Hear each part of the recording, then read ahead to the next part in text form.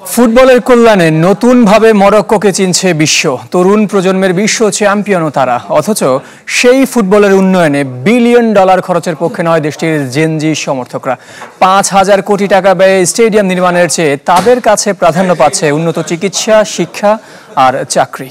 প্রয়োজনে ডিসেম্বরে ঘরে মাঠে আফ্রিকা কাপ অব নেশনস বয়কটের ডাক দিয়েছে দেশটির তরুণরা। ঢালাইয়ের সেরা প্রিমিয়ার সিমেন্ট।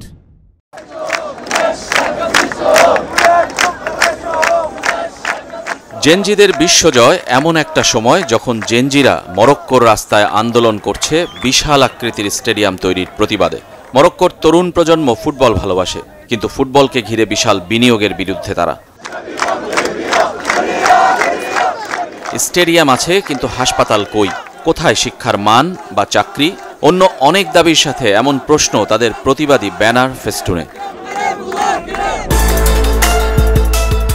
কিন্তু ফুটবল দিয়ে আর বিশ্বকাপ আয়োজন করতে চেয়ে ও পরবর্তীতে স্বীকৃতি পেয়ে সাম্প্রতিক সময় আলোচিত মরক্কো ২০৩০ সালে বিশ্বকাপের শতবর্ষপূর্তির আয়োজনের অংশীদার আফ্রিকার দেশটি।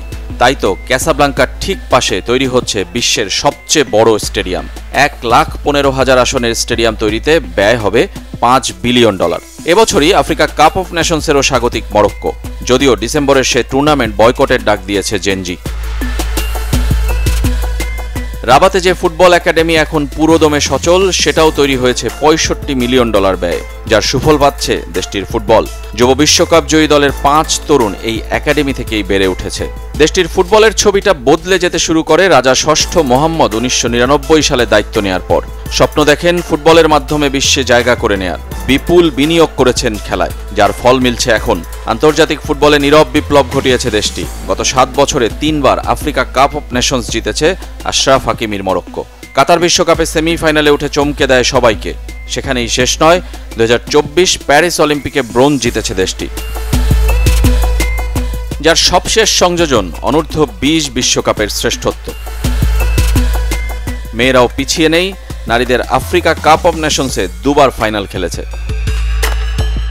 ফুটবলে বদলেছে মরক্কো, কিন্তু ফুটবল কতটা বদলাতে পেরেছে দেশটিকে? রেজওয়ানুজ্জামান, চ্যানেল 24।